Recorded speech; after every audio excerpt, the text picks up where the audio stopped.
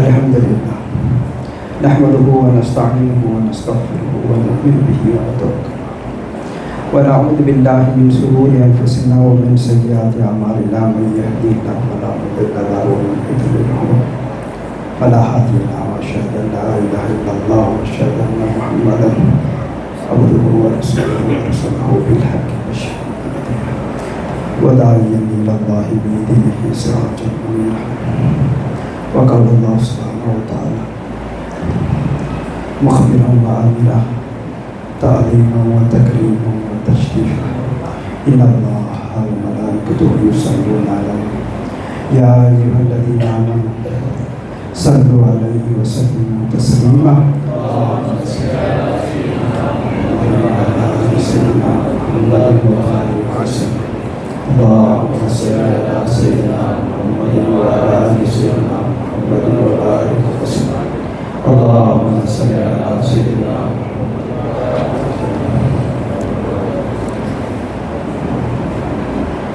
அல்லாஹ்வின் நல்லடியார்களே, அல்லாஹ் தஆலா நம்மையெல்லாம் கற்கரடுகளாக, புல்பூடுகளாக, மரம் செடி கொடிகளாக, விலங்கினங்களாக படைக்காமல் மனித சமுதாயத்தில் பிறக்க செய்தாலே அத்தகைய அல்லாஹ்வுக்கு எல்லாருக்கும் புகழ் அளித்து இன்னும் குறிப்பாக இந்த உம்மத்தில் ஒரு நபராக வர வேண்டும் என்று ஆசைப்பட்ட முர்சலான நபிமார்கள் எல்லாம் அந்த பாக்கியம் கிடைக்க பெறாமல் நம் போன்ற பாவிகளுக்கு பேருதவி கொடுத்த அல்லாஹ்வுக்கு யாருக்கும் எல்லா புகழும் அல்ஹம்துலில்லாஹ். இன்னும் குறிப்பாக இந்த ஃபித்னா ஃபசாதான ஜமானாவில் அல்லாஹ் தஆலா நம்மையெல்லாம் உண்மை முஃமின்களாக முரீதீன்களாக ஆக்கி அருள் புரிந்தானே அத்தகைய அல்லாஹ்வுக்கு யாருக்கும் புகழ் அனைத்தும் அல்ஹம்துலில்லாஹ். அல்லாஹ்வின் நல்லடியார்களே,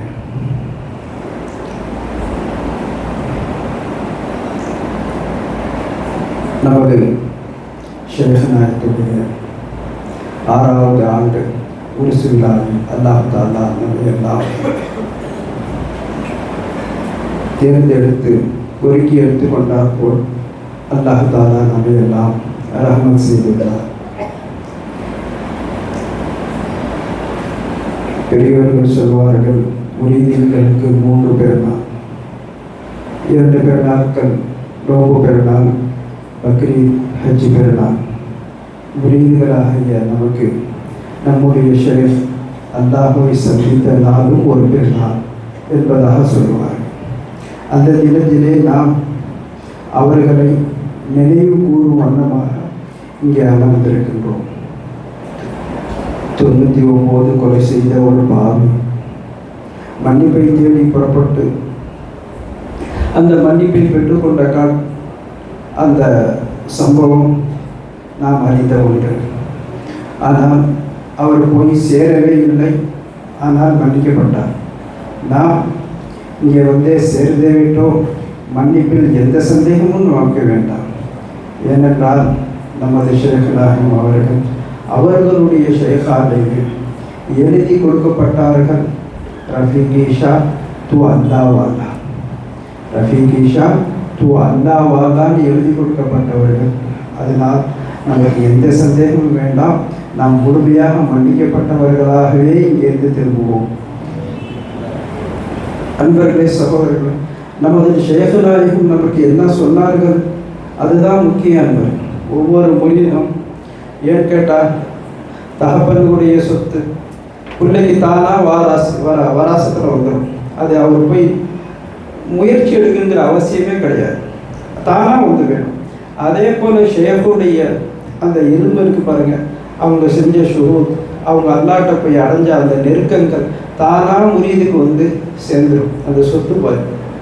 ஆனால் நாம் பிள்ளையாக இருக்கின்றோமா, நாம் முரீதாக இருக்கின்றோமா என்பதில் தான் நாம் அலசி பார்க்க வேண்டும். ஏன் என்று கேட்டால் இன்றைய சூழ்நிலைகள் நஃப்ஸ் சைத்தான் நம்மளை போட்டு வாட்டி வளர்க்கின்றார். யூடியூப்ல நிறைய பயான் பார்க்கும், அவர் சொல்கிறார் இவர் சொல்கிறார் அப்படின்னு சொல்லிட்டுலாம் கேட்டுக்கிறாங்க. அதுதான் நம்ம ஷேகு நெருங்கின ரூட்டில் சொன்னாங்களா அப்படின்னு சொல்லி பார்க்கணும். அந்த மாதிரி இல்லைன்னா நாம் அதில் அடி விழுந்துருவோம், அதில் விழுந்துடும். செய்ய வேணாம்னு சொல்ல செஞ்சால் கண்டிப்பாக. இப்போ ஒரு யூடியூப்பில் பார்த்துட்டு லாஹவுல வலா குவத்தை இல்லா பில்லாஹி அலியுல் அலீம் அது ஓதுனா இவ்வளோ நன்மை இருக்குது, சொர்க்கத்துடைய பொக்கிஷம் அப்படின்னு ஷேக் நாயகம் சொல்லி கொடுக்காம அவர் செஞ்சு விட்டால் கண்டிப்பாக நன்மை கண்டிப்பாக இருக்குது. ஆனால் இடையில சைத்தான் பெருமையை போட்டு விட்டா அதுக்கு சேர்த்து தண்டனை அவர் அனுப்பிருக்கு. ஆனால் ஷேக் நாயகம் சொல்லிட்டா அதை செய்வாரையானால் அதே இடத்துலேருந்து அல்லாஹ் இடத்துல குறுப்பு வாங்கி தர்றதுக்கு அவங்களுடைய பொறுப்பாக போயிடும். ஏன் கேட்டால் குரானன் அரபியன் அல்லஹும் தாக்கிலூன், குரானை ஏன் நாம் அரபியில் இறக்கியிருக்கின்றோம் என்று சொல்ல அல்லாஹ் தாலா சொல்லும்போது அரபியில் இறக்கியிருக்கோன்னு சொல்கிறோம். ஏன் மற்ற பாஷையில் இறக்கினா நீங்கள் விளங்க முடியாது, அதனால தான் அரபியில் இறக்கியிருக்கோன்னு அல்லாஹ் தாலா சொல்கிறோம். ஏன் கேட்டால் நம்முடைய சில்சிலாவுடைய தாலீமின் அடிப்படையில் அது வகுக்கப்பட்டிருக்கு. குரான் ஹதீஸுடைய உள்ளவர் அவர்களுடைய குரான் ஹதீஸுடைய அடிப்படையில் தான் நம்முடைய தாலீம் வகுக்கப்பட்டிருக்கு. அதையும் நாம் சற்று கவனத்தில் எடுத்துக்கொள்ள வேண்டும் என்பது.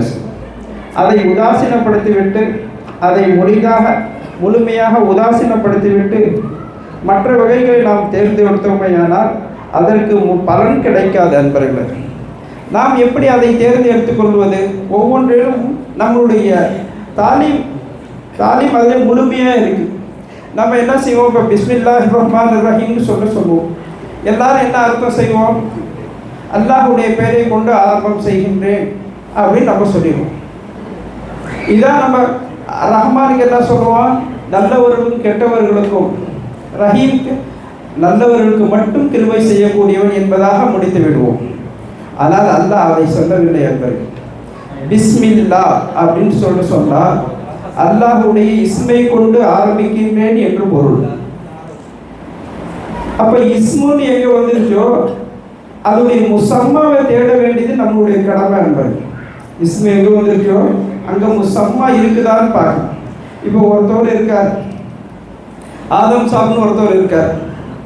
அப்போ அவருடைய பேரை சொன்னா அந்த ஆதம் சாப் இருக்கணுமா இல்லைங்களா? கண்டிப்பா இருக்கணும். ஏன் கேட்டால் இல்லாவிட்டா இங்கே ஒரு ஆதம்டே இல்லைங்க, அவருடைய பேரை ஒருத்தர் சொன்னார் ஐயானால் அது வீணான பேச்சு. அப்படி குரானில் ஒரு எழுத்து கூட வீணான பேச்சு கிடையாது. லகுன்னு சொல்கிறார். இப்போ எங்கள் தலையில் தொப்பி இருக்குன்னு சொல்கிறீங்க, இது சரிதான். எனக்கு பசிக்குதுன்னு சொல்கிறீங்க, இது சரிதான். ஆனால் என் தலையில் தொப்பி இருக்குன்னு சொல்கிறீங்க பாருங்க, அது லகு, வீணான பேச்சுன்னு சொல்கிறேன். எனக்கு பசிக்குதுன்னு சொல்கிறீங்க பாருங்க, அது ஹபர், அதுதான் செய்தி அப்படின்னு சொல்லு சார்.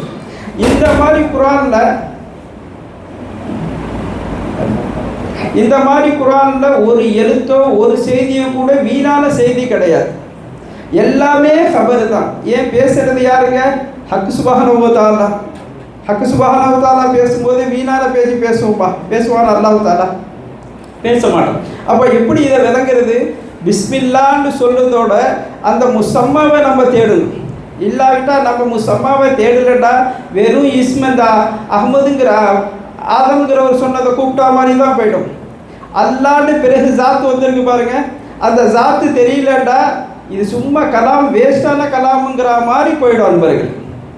சற்று கொஞ்சம் கவனம் உங்களுக்கு தேவை. அந்த மாதிரி ஒரு வாசகம் நமக்கு ஆகி போயிடும். இப்போ அர் ரஹ்மானுக்கு என்ன சொல்லி கொடுத்தாங்க நமக்கு? நல்லவர்களுக்கும் கெட்டவர்களுக்கும் கிருபை செய்யக்கூடியவன். கிருபைனா என்னங்க அன்பர்களே? நம்ம தாரீஃபில் சபா சிஃபாத், காமிலான சபா சிஃபாத்தை தஜல்லியாக்கக்கூடியவன் என்பதாக நம்ம தாலீமில் எழுதி வச்சிருக்காங்க. என்ன சபா அந்த சபா சிஃபாத்தை வெளியாக்கக்கூடியவன், அதை கிருபை செஞ்சு நல்லவர்களுக்கும் கெட்டவர்களுக்கும் அந்த சபா சிஃபாத்தை வெளியாக்குறான் பாருங்க, அதுதான் கிருபை. எது கிருபை? நான் யாரும் கருப்பன்னு பார்க்க மாட்டேன், வெள்ளையன்னு பார்க்க மாட்டேன், ஆணுன்னு பார்க்க மாட்டேன், பெண்ணுன்னு பார்க்க மாட்டேன், பணக்காரன் பார்க்க மாட்டேன், ஏழைன்னு பார்க்க மாட்டேன், எல்லோருக்கும் கிருபை செய்கிறான் பாருங்க, அது பேர் தான் ரஹீம். இதை சபா சிஃபாத்தை அதில் பார்த்துக்கிட்டே இருக்க நண்பர்கள். இந்த ஏழையும் அல்லாஹ் தஆலா அதில் பிரதிபலிக்க வைக்கிறான்ல, ரஹ்மான் அப்படின்னு சொன்னதோட இந்த 7 சிஃபத்து 2 பேருக்குமே பிரதிபலிக்குது. முத்தசிஃபின் பி சிஃபாத்தே கமாலியான்னு சொல்லி எழுதியிருக்காங்க. முத்தசிஃப்னா என்ன தெரியுங்களா?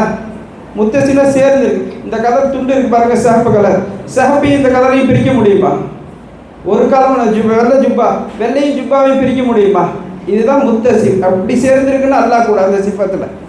அப்போ நம்ம ஆதம் பேர் என்னமல்ல அஸ்லம் மூலா கூட சொல்லும்போது மையத்தாக இருந்தால் கொண்டு போய் கபரில் வச்சுருவாங்க. நல்லா பேசினா அவன் பேச்சு இது வரைக்கும் நான் கேட்டதில்லை. இப்போ மையத்தாக இருக்குது, இப்போ ஹயாத்தாக நம்ம இருக்கிறதால யார் கூட நம்ம இருக்கோம்? ஹக்குதாலாவுடைய கூட இருக்கிறதால நம்ம மௌஜூதாக இருந்துக்கிட்டு இருக்கோம்.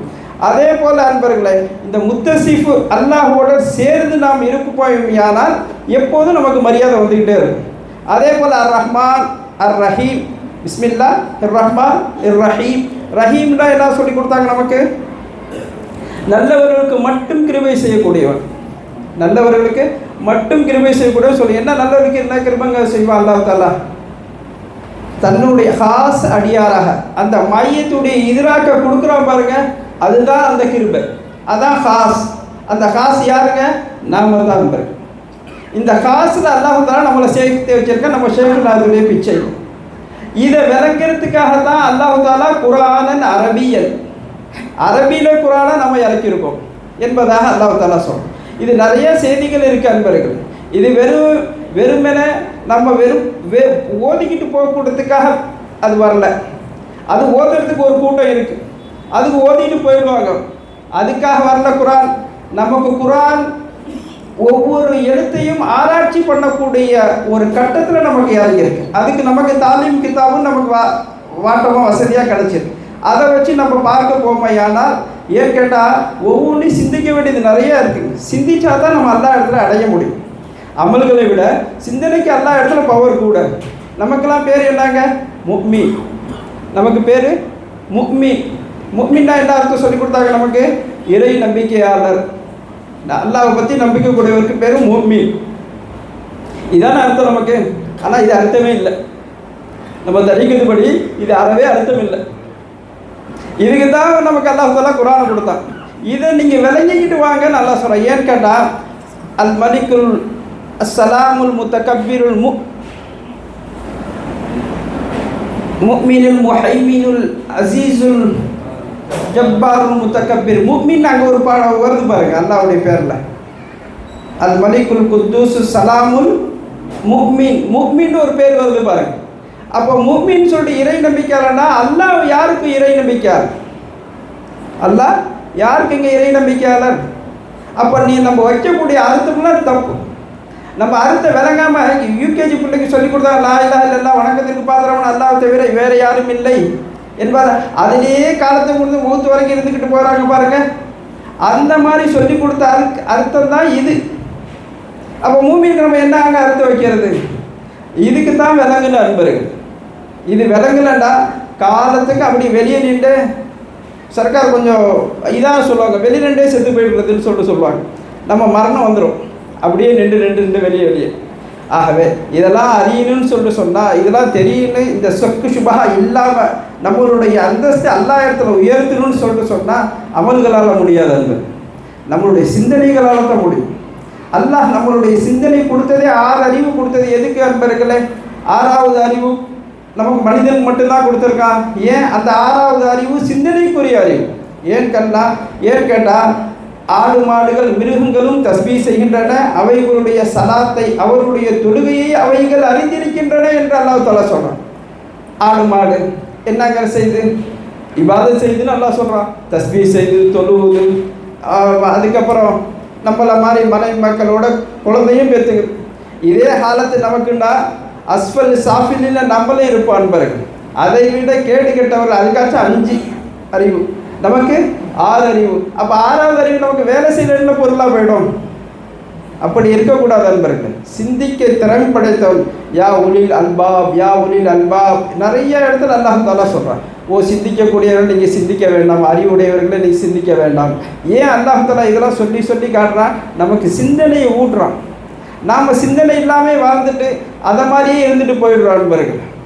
ஆகவே நம்ம ஷேக்கு கையை பிடிச்சதின் நோக்கம் அல்லாஹ்வை அல்லாஹ்வை அடையாமல் எந்திரிக்க மாட்டேன்னு சொல்லணும். இப்போ உட்காந்துருக்கோம்ல, திருப்பி எந்திரிக்கணும் இந்த அடுத்த சஃபில் இல்லை, காலத்துக்கும் எந்திரிக்கன்னு சொல்ல மௌத்து வரைக்கிறதுக்குள்ளே நான் அல்லாவை அடையாமல் மௌத்தா போக மாட்டேங்கிற இது எக்கீன்னு வைராக்கியம் வைக்க நண்பர்களை சகோதரர். அப்படி தான் நம்ம ஷேக்னாகலாம் வாழ்ந்தாங்க. அந்த வாழ்வை தான் நமக்கு பிச்சை போட்டு சென்றிருக்கிறார்கள். நாம் அதை உதாசீனம் செய்வோமையானால் இன்னும் ஒரு கூட்டத்தை அல்லாஹ் தாலா படைப்பார். அந்த கூட்டம் அல்லாஹ்வுக்கும் முஹப்பத்தாக இருக்கும், இவர்களும் அல்லாஹ் மேலே முஹப்பத்தாக இருப்பார்கள். அந்த மாதிரி கூட்டம் வர்றதுக்கு முன்னாடி நம்மளுடைய பங்கு அங்கே வச்சுக்கணும் நண்பர்கள். இல்லாவிட்டால் இதனுடைய எந்த ஒரு பிரயோஜனமும் நமக்கு இருக்கதாக நாம் கணிக்க முடியாது.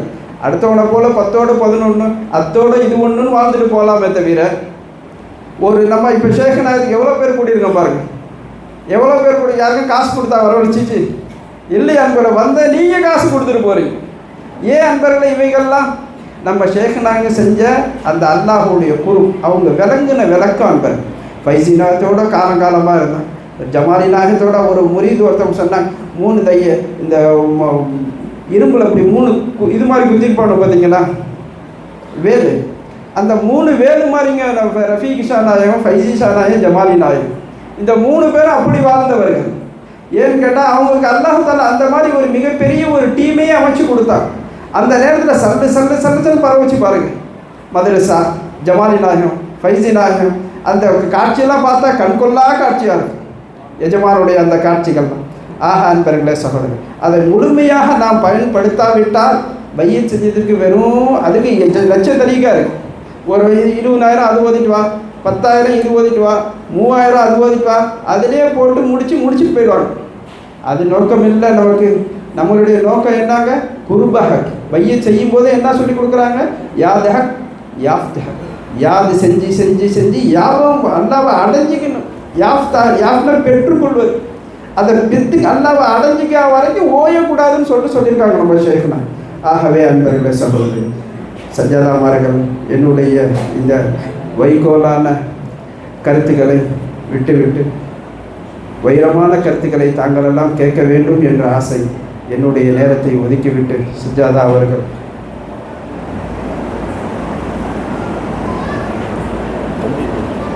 அடுத்தபடியாக சதகத்துல்லா அவர்கள் பேசுவார். வா ஆஹிரு தஅவானா அல்ஹம்துலில்லாஹ்.